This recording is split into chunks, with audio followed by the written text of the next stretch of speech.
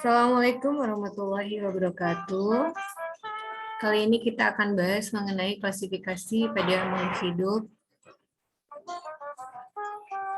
Kita lihat di sini ya, bagaimana jadinya kalau kita diminta belanja di toko ini. Bila berantakan dan tidak teratur, apakah kita belanja dalam waktu cepat? Tentunya tidak ya. Apakah kita bisa mencari barang yang dibutuhkan secara cepat? Ini juga tidak mungkin. Kemudian, apakah petugas toko dapat menyimpan dan mengetahui letak setiap barang dengan tepat? Nah, ini juga akan kesulitan ya. Bandingkan dengan kondisi ini. Ini rapih ya. Sayuran-sayuran diletakkan pada rak sesuai dengan kategorinya. Apakah bisa mencari barang secara efektif dan efisien kalau diposisikannya seperti ini? Tentunya belanja akan lebih cepat, kita bisa nyari barang yang dibutuhkan dengan lebih cepat, gitu ya. Kemudian petugas toko juga bisa tahu letak dari barang yang dibutuhkan, gitu ya. Kemudian menurut kalian gimana nih prinsip penataannya? Pasti mengikuti sistem tertentu ya. Misalnya di sini yang sayuran hijau, kemudian yang sayuran berwarna gitu ya, yang berdaun, pasti ada sistemnya di dalam toko ini. Dan penyimpanan itu kan berdasarkan sifat dari makanannya misalnya, sifat dari barangnya. Misalnya rak makanan akan berdekatan dengan makanan. Kemudian selanjutnya ada rak minuman, dan tentunya rak makanan akan jauh dengan rak peralatan cuci, sabun, dan lain-lain. Pasti ada aturannya. Nah, kalau ada barang baru, mau ditempatkan di mana? Nah, penempatan barang ini tentunya kan diidentifikasi dulu cirinya, sifatnya, karakternya ya. Terus menentukan akan ditempatkan di mana sesuai dengan kemiripan karakter yang paling banyak. Misalnya, oh ini minuman, maka akan ditempatkan di rak minuman gitu. Tentunya menempatkan minuman itu dengan yang sama kategorinya minuman kan. Nah setelah tahu oh ini minuman, disimpan di rak minuman. Nah tentunya akan disimpan di yang memiliki kesamaan ciri gitu. Misalnya jus gitu. Maka ditempatkan di sesama minuman jus gitu. Misalnya kalau misalnya susu nggak akan disatukan dengan jajaran air mineral misalnya. Oke, analoginya gimana sih gitu? Toko yang berantakan dengan klasifikasi. Jadi toko yang berantakan ini ibaratnya adalah makhluk hidup di dunia yang melimpah tapi belum dikelompokkan.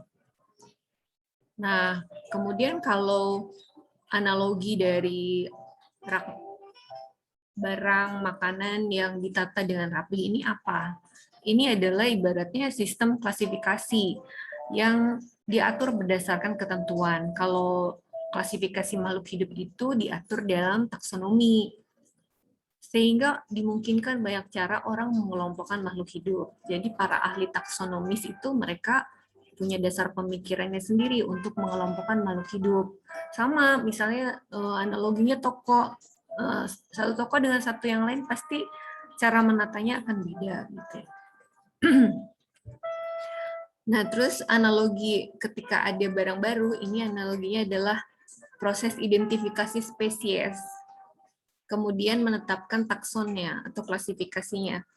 Karena spesies baru yang perlu ditempatkan pada sistem klasifikasi, tapi perlu dilakukan karakterisasi, klasifikasi, serta penentuan nama gitu. Ibaratnya gitu ya, kalau ketemu spesies baru, wah ini diidentifikasi dulu.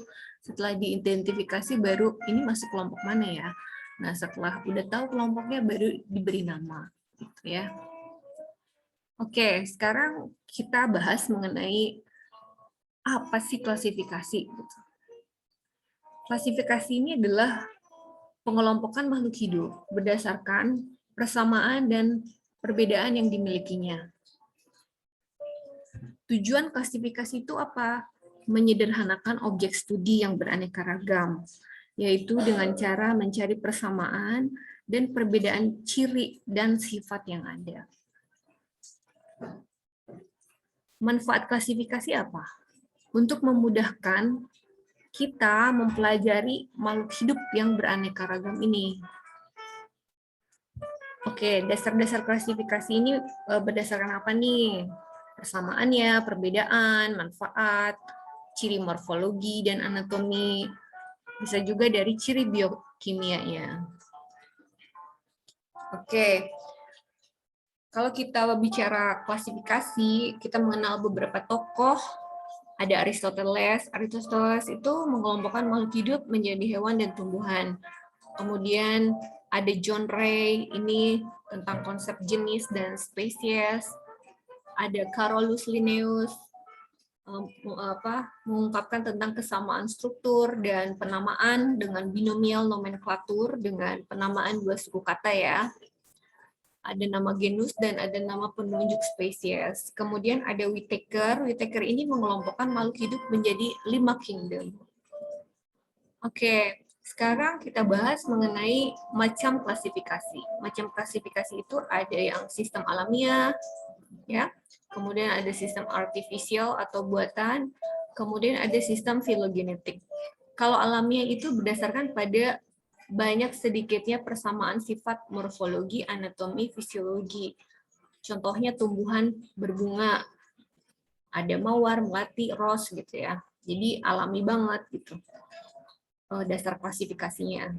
Kemudian sistem artificial atau buatan. Ini berdasarkan tujuan praktis, misalnya pengelompokan tumbuhan obat-obatan apa saja gitu, karena berdasarkan tujuan penggunaannya ya. Kemudian ada lagi klasifikasi berdasarkan sistem filogenetik. Nah, ini adalah berdasarkan pada jauh dekatnya kekerabatan atau evolusi yang mencerminkan urutan perkembangan antara satu tingkatan atau takson dengan tingkatan lain. Contohnya ikan hiu dan ikan pari dimasukkan ke dalam satu kelompok, yaitu kelompok Chondrichthyes misalnya. Karena tubuhnya disusun atas tulang rawan gitu ya, karena ada kesamaan kekerabatan di sana. Oke, ini dia. Kita akan bahas mengenai perkembangan klasifikasi filogenetik. Mulai dari Carolus Linnaeus, ini tahun 1735 ya, udah ribuan tahun yang lalu ya. Belum ada klasifikasi mikroba, hanya dibagi 2 kingdom ya, ada Vegetabilia sama Animalia. Kemudian ada Haeckel, 3 kingdom, Protista, Plantae, Animalia, lalu ada Chapton, membagi 2, ada Prokariota dan Eukariota. Kemudian ada Copeland, tahun 1938 ya, Monera, Protoctista, Plantae, Animalia. Kemudian Whittaker tahun 69 membagi menjadi 5 kingdom. Monera, Protista, Fungi, Plantae, dan Animalia. Nah, ini yang banyak dipakai ya. Kemudian ada lagi ya 6 kingdom tahun 77 nih ya.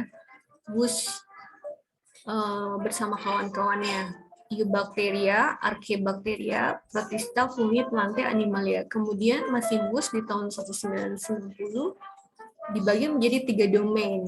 Ada bakteria, arche, dan eukarya.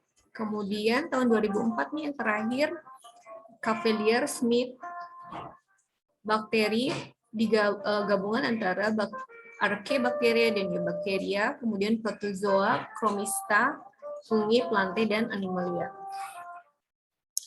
Oke, sampai di sini ya. Jadi silakan kalian pelajari bagaimana sih klasifikasi makhluk hidup ini, dan ada penugasan di Google Classroom untuk membandingkan sistem 5 kingdom Whittaker dengan sistem 6 kingdomnya Wush.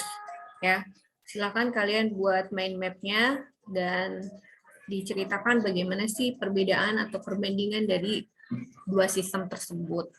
Itu saja untuk